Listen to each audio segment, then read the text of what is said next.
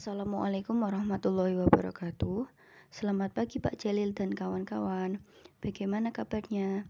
Semoga selalu dalam keadaan baik ya. Amin. Mengawali perkuliahan ekologi pariwisata ini, kami dari kelompok 1 yang beranggotakan saya sendiri, Maulidia Mu'alimah, NIM 39, Rika Elvana, NIM 43, Syifaul Hikmah, NIM 69. Kami akan membahas mengenai struktur dasar ekosistem dan siklus pendukung kehidupan dan juga asas-asas faktor pembatas pada lokasi wisata. Persiapkan diri kalian baik-baik ya untuk menjelaskan penjelasan dari kami. Materi pembahasan yang akan kami bahas yang pertama yaitu siklus makanan atau jaring-jaring makanan, yang kedua ada siklus oksigen dan karbon dioksida, yang ketiga ada siklus hidrologi, yang keempat ada siklus nitrogen, dan yang terakhir yang kelima ada asas-asas faktor pembatas pada lokasi wisata meliputi hukum minimum Liebig, hukum toleransi Selford, dan konsep gabungan faktor pembatas. Nah, di layar kalian sudah ada tampilan gambar. Pasti sudah tahu kan itu apa? Ya, benar. Itu merupakan siklus makanan. Siklus makanan merupakan perpindahan energi dari organisme pada suatu tingkat ke tingkat tropik berikutnya dalam peristiwa makan dan dimakan dengan urutan tertentu. Nah, produsen itu merupakan tingkat terendah dari tropik. Produsen itu tidak bisa dimakan oleh organisme, maksudnya tidak memakan organisme lain, tetapi dia bisa menghasilkan makanan atau yang kita kenal sebagai organisme autotrof. Nah, yang selanjutnya ada konsumen. Konsumen itu ia tidak memakan dari produsen, artinya dia sebagai konsumen membutuhkan organisme lain untuk makan. Berikutnya yaitu konsumen 2 juga sama, ada predator sekarang. Predator merupakan puncak tertinggi dalam tingkat tropik yang hampir tidak mungkin dimakan oleh organisme lain. Setelah hewan predator ini mati, nantinya akan diuraikan oleh jamur atau saprofit. Nah, yang selanjutnya yang bisa kita lihat di sini adalah gambar jaring-jaring makanan. Pada kenyataannya itu dalam suatu ekosistem tidak hanya terdapat satu rantai makanan saja, tapi karena satu produsen tidak selalu menjadi sumber makanan bagi satu jenis herbivora, sebaliknya satu jenis herbivora tidak selalu memakan satu jenis produsen. Jadi dikatakan bahwa di dalam ekosistem itu terdapat rantai makanan yang saling berhubungan membentuk suatu jaring-jaring makanan. Nah, bisa diartikan bahwa jaring-jaring makanan merupakan sekumpulan rantai makanan yang saling berhubungan. Yang selanjutnya yaitu mengenai siklus oksigen. Bisa dilihat gambar di samping itu merupakan siklus oksigen dan karbon dioksida. Pada panah biru itu menunjukkan daur oksigen. Untuk lebih lanjut, kita harus mengenal dulu apa sih itu siklus oksigen. Siklus oksigen merupakan siklus geokimia yang menjelaskan pergerakan dari oksigen melalui atmosfer, biosfer, geosfer, dan hidrosfer. Jadi si oksigen ini sangat penting karena dia dibutuhkan makhluk hidup untuk bernafas. Kemudian ada proses di mana proses pembentukan atmosfer itu juga membutuhkan oksigen. Dan yang terakhir ada pembentukan air. Di situ juga oksigen berperan penting. Untuk lebih lanjutnya, siklus oksigen terjadi pengolahan elemen kimia dan menghasilkan atau melepaskan oksigen sebagai produknya. Di sini terbagi menjadi 3 proses. Yang pertama ada proses produksi, yang kedua ada proses ekstraksi, yang ketiga ada proses konsumsi. Kemudian ada proses konsumsi. Proses konsumsi ini merupakan proses reaksi di mana membutuhkan oksigen dalam menghasilkan atau membentuk senyawa kimia. Dalam proses konsumsi ini meliputi respirasi dan pembusukan. Nah, respirasi ini proses bernafas, sedangkan pembusukan makhluk hidup itu mengkonsumsi oksigen dan melepaskan karbon dioksida. Untuk kemudian ada pelapukan kimiawi. Pelapukan kimiawi ini proses pelapukan dan reaksi permukaan melalui reaksi oksidasi. Nah, itu bisa dilihat elemen kimianya itu, skema kimianya. Kemudian ada pembentukan kalsium karbonat atau CaCO3.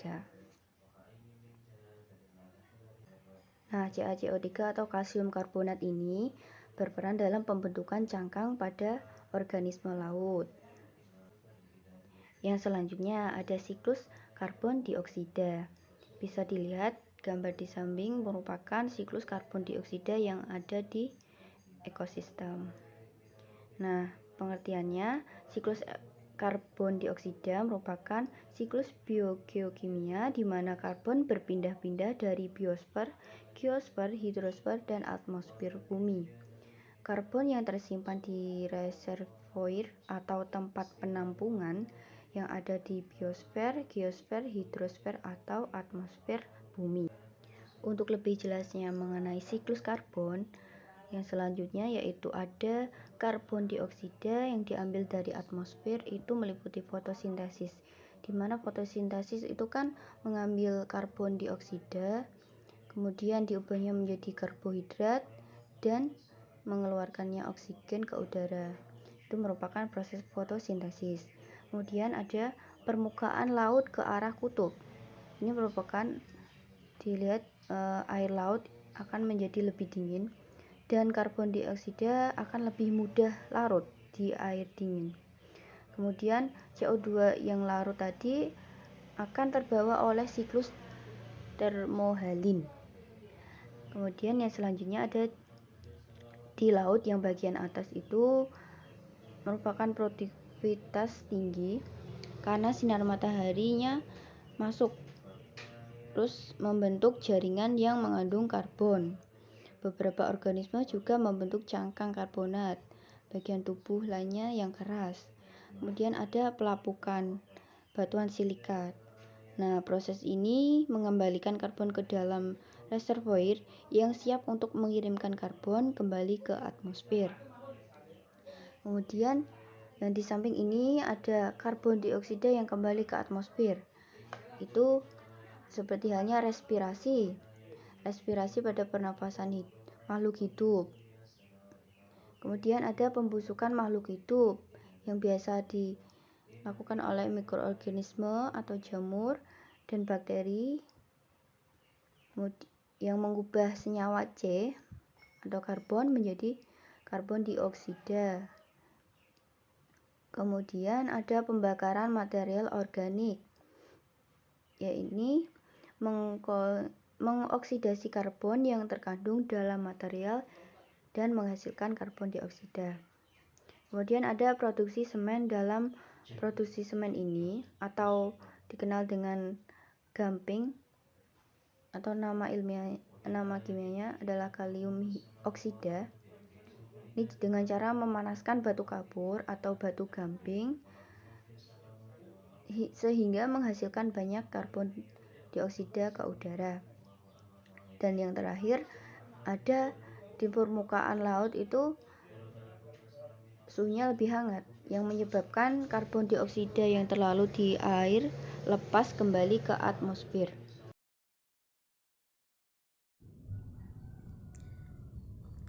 Baik, di sini saya akan menjelaskan mengenai siklus hidrologi dan siklus nitrogen. Teman-teman tahu nggak siapa itu siklus hidrologi? Nah, benar sekali. Siklus hidrologi ini merupakan nama lain dari siklus air. Siklus hidrologi merupakan siklus air yang berlangsung secara terus-menerus dari bumi ke atmosfer dan kembali lagi ke bumi. Air di atmosfer dalam bentuk uap air yang berasal dari air di daratan maupun lautan akan menguap karena adanya panas matahari. Uap air di atmosfer ini akan terkondensasi menjadi awan yang nantinya akan turun ke daratan dan laut dalam bentuk air hujan. Air hujan di daratan akan masuk ke dalam tanah, membentuk air tanah dan air permukaan tanah. Lebih lanjutnya ada 4 tahapan siklus hidrologi, yaitu ada evapotranspirasi, kondensasi, presipitasi, infiltrasi atau perkolasi. Yang pertama yaitu ada evapotranspirasi. Evapotranspirasi ini merupakan dua perpaduan proses, yaitu ada evaporasi dan transpirasi. Evaporasi adalah proses penguapan atau hilangnya air dari tanah yang dipengaruhi oleh faktor lingkungan seperti panas matahari. Sedangkan transpirasi merupakan proses keluarnya air dari tanaman atau biotik akibat proses respirasi dan fotosintesis. Proses penguapan yang terjadi di dalam daun akan dikontrol oleh celah stomata. Yang kedua itu ada kondensasi. Pada saat proses kondensasi, uap air yang mengembang dan mendingin dapat berubah menjadi cair kembali atau langsung berubah menjadi padat berupa es, salju, hujan. Partikel-partikel air ini kemudian berkumpul dan membentuk awan. Selanjutnya yaitu ada proses presipitasi. Presipitasi merupakan proses turunnya air dari atmosfer ke permukaan bumi dan laut. Air yang turun bisa berbentuk curah hujan maupun salju, tergantung di mana posisi turunnya air tersebut. Presipitasi terjadi karena perubahan bentuk air dari uap menjadi cairan akibat proses kondensasi. Uap air di atmosfer akan menjadi dingin dan terkondensasi membentuk awan. Kondensasi yang terjadi ketika suhu udara berubah menjadi lebih dingin. Ketika awan yang terbentuk tidak mampu lagi menampung air, maka awan akan melepaskan uap air yang ada di dalamnya ke dalam bentuk presipitasi atau hujan. Berdasarkan ukurannya, presipitasi dapat terjadi dalam beberapa bentuk, yaitu drizzle, rain, glaze, sleet, snow, and hail. Yang keempat yaitu infiltrasi atau perkolasi. Infiltrasi ini merupakan peristiwa atau proses masuknya air ke dalam tanah melalui permukaan tanah. Faktor-faktor yang mempengaruhi laju infiltrasi yaitu ada tanaman penutup atau vegetasi, tekstur tanah, kerapan tanah, dan intensitas hujan. Proses infiltrasi diawali dari ketika air hujan menyentuh permukaan tanah. Sebagian atau seluruh air hujan tersebut masuk ke dalam tanah melalui pori-pori permukaan tanah. Proses masuknya air hujan ke dalam tanah disebabkan oleh tarikan gaya gravitasi dan gaya kapiler tanah. Laju air infiltrasi yang dipengaruhi oleh gaya gravitasi ini dibatasi oleh besar kecilnya diameter pori-pori tanah.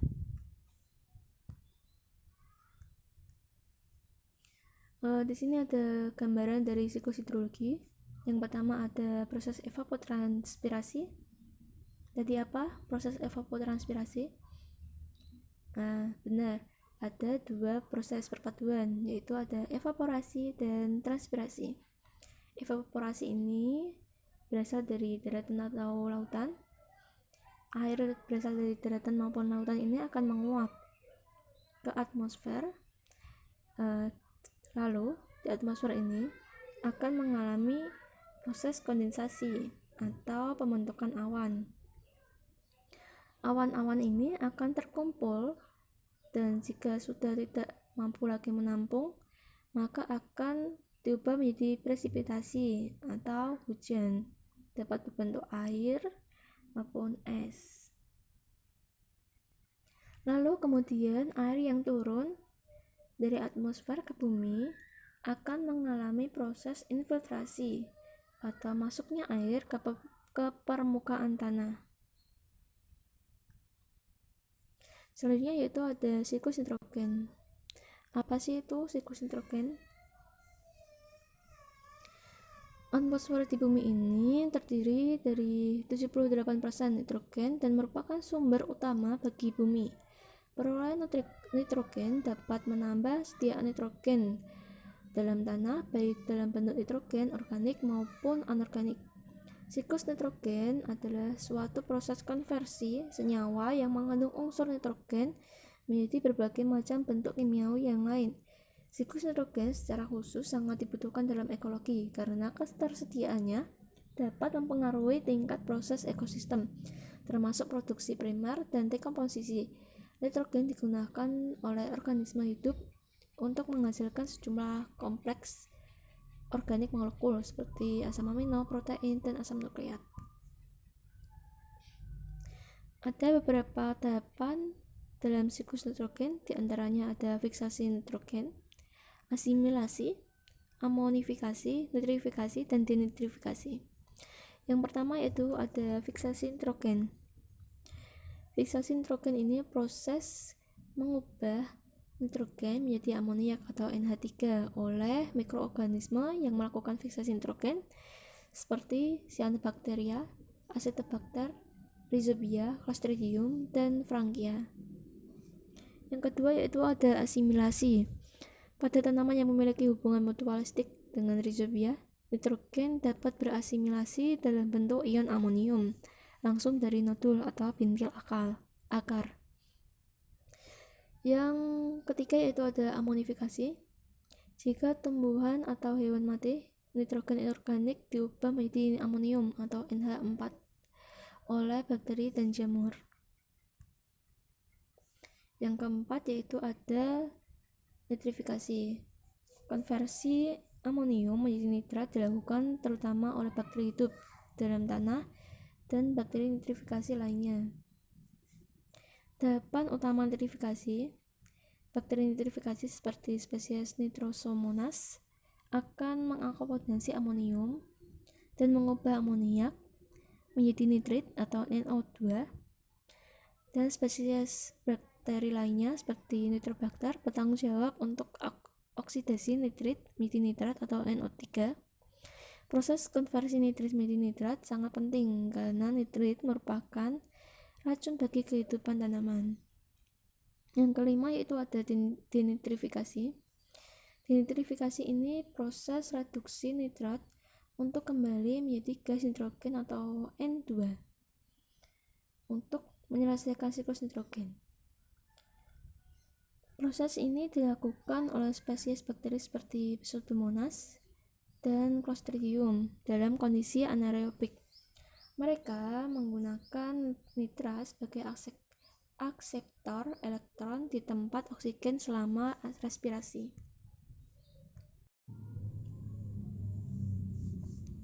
Nah, di sini ada gambar dari siklus nitrogen.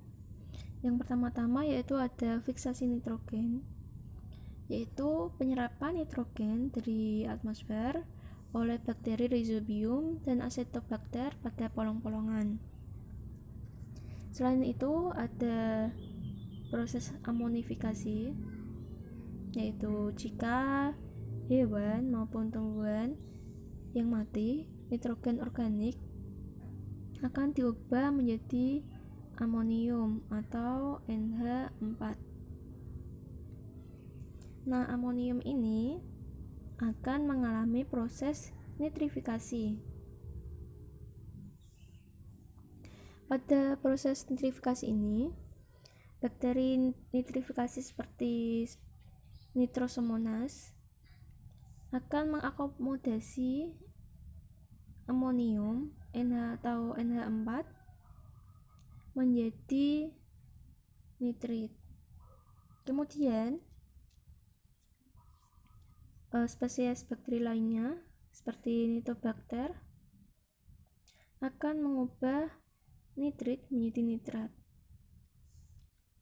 Setelah itu akan terjadi proses denitrifikasi, yaitu proses reduksi nitrat untuk kembali menjadi gas nitrogen lagi dan dilepaskan di atmosfer. Selanjutnya akan dijelaskan oleh Mas Yifaul. Baik, di sini saya akan melanjutkan mengenai asas-asas faktor pembatas pada lokasi wisata. Apa sih itu faktor pembatas? Faktor pembatas merupakan faktor-faktor fisika maupun kimia atau faktor abiotik yang merupakan faktor tak hidup atau komponen tak hidup yang menentukan apakah organisme atau faktor biotik yang merupakan komponen hidup pada suatu ekosistem dapat hidup dan berkembang dalam suatu ekosistem. Jadi kalau diartikan sebagai faktor pembatas pada lingkungan wisata, yaitu ya faktor pembatas yang membatasi keberlangsungan pertumbuhan dari suatu organisme atau tumbuhan yang ada pada lokasi wisata, yang terdapat pada lokasi wisata. Nah, asas-asas dari faktor pembatas ini itu ada banyak ya, tapi di sini ada 3 yang berhubungan, yaitu yang pertama ada hukum minimum Liebig. Yang hukum ini tuh memiliki bunyi, yaitu pertumbuhan dari suatu tanaman tergantung pada jumlah bahan makanan unsur hara yang disediakan baginya dalam jumlah minimum atau jumlah faktor pembatas. Jadi bunyi hukum Liebig ini tuh harus menyesuaikan dengan pemberian dari unsur makro dan mikronya. Jadi setiap kali, tentunya setiap tumbuhan itu kan membutuhkan unsur hara yang dalam jumlah yang berbeda ya. Misal mereka butuh nutrisi dari tanam, butuh oksigen atau karbon dioksida, butuh nitrogen atau dan lain-lain. Nah, itu mereka itu pasti ada salah satu unsur yang memiliki jumlah paling sedikit, yang mana unsur ini tuh nantinya akan menjadi faktor minimum atau faktor pembatasnya. Nah, pada hukum minimum ini tuh dikenal juga dengan istilah ini, ada ilustrasinya yaitu tong barel. Nah, di tong ini kan ada papan-papan ini yang membentuk sebuah barel. Nah, yang papan-papan ini itu menggambarkan dari nutrien atau unsur hara atau sumber daya yang dibutuhkan oleh tumbuhan. Nah, terdapat di sini tuh yang di tengah ini airnya itu digambarkan dari pertumbuhan dan masa dari tumbuhan. Nah, ada juga jadi yang ada papan yang paling pendek ya. Nah, ini ya papan yang paling pendek ini itu menggambarkan batas minimum atau faktor pembatas dari tumbuhan itu. Karena kalau semisal mereka kan butuh ini ya, ingin tumbuh lebih tinggi, lebih besar, maka ya harus meningkatkan dari faktor pembatas atau faktor minimum dari nutrisi atau sumber daya yang paling sedikit dibutuhkan pada tumbuhan tersebut. Nah, yang kedua ada hukum toleransi Selford. Hukum toleransi Selford ini tuh memiliki bunyi setiap organisme mempunyai suatu minimum dan maksimum ekologis yang merupakan batas bawah dan batas atas dari kisaran toleransi itu terhadap kondisi faktor lingkungannya. Jadi bisa dikatakan bahwa setiap organisme, khususnya tumbuhan dan juga yang lainnya itu pasti memiliki batas minimum atau yang tadi pada hukum minimum Liebig dan juga batas maksimum. Jadi kalau misal mereka berada di bawah atau di atas, di bawah faktor minimum dan berada di atas faktor maksimum, maka mereka pasti akan mengalami stres atau sebuah istilahnya itu. Intinya kayak tekanan atau cekaman itu. Jadi mereka itu saat mengalami stres ini dan apabila dia itu sudah mencapai batas toleransi taraf hidup, bisa menyebabkan organisme ini tuh mengalami kematian. Nah, jika ini dibiarkan nanti bisa berkelanjutan dan bisa mengurangi dari populasi suatu organisme. Nah, jadi makanya dari itu batas antara maksimum dan minimum itu disebut sebagai toleransi karena masih bisa ditolerir jika masih berada mendekati dari batas maksimum atau minimum. Yang ketiga ada konsep gabungan dari faktor pembatas, yaitu konsep gabungan dari hukum minimum Liebig dan juga hukum toleransi. Jadi dari konsep gabungan ini itu adalah konsep yang menggabungkan antara hukum minimum dan juga hukum toleransi. Nah, kalau tadi hukum minimum kan pelajari tentang batas minimal. Jadi harus kalau ingin meningkatkan suatu tumbuhan atau pertumbuhan, jadi tumbuhan misal, maka harus meningkatkan batas minimumnya. Jika dikaitkan dengan wisata, kita bisa hanya menanam atau merawat tumbuhan-tumbuhan yang sekiranya faktor pembatas minimumnya atau ya yang ada pada toleransi yang masih bisa ditoleransi itu ada di daerah atau lokasi wisata tersebut. Jadi jika nanti kita bisa menanam sekiranya tumbuhan yang seperti yang cocok dengan suasana dari wilayah wisata tersebut, nanti wisatanya kan bisa berkelanjutan, dan juga karena bisa berkelanjutan dan juga sesuai dengan sumber daya yang diperlukan, kita bisa memproteksi dari alam itu sendiri. Sekian dari saya dan dari kelompok kami. Apabila ada kesalahan, kami mohon maaf. Wassalamualaikum warahmatullahi wabarakatuh.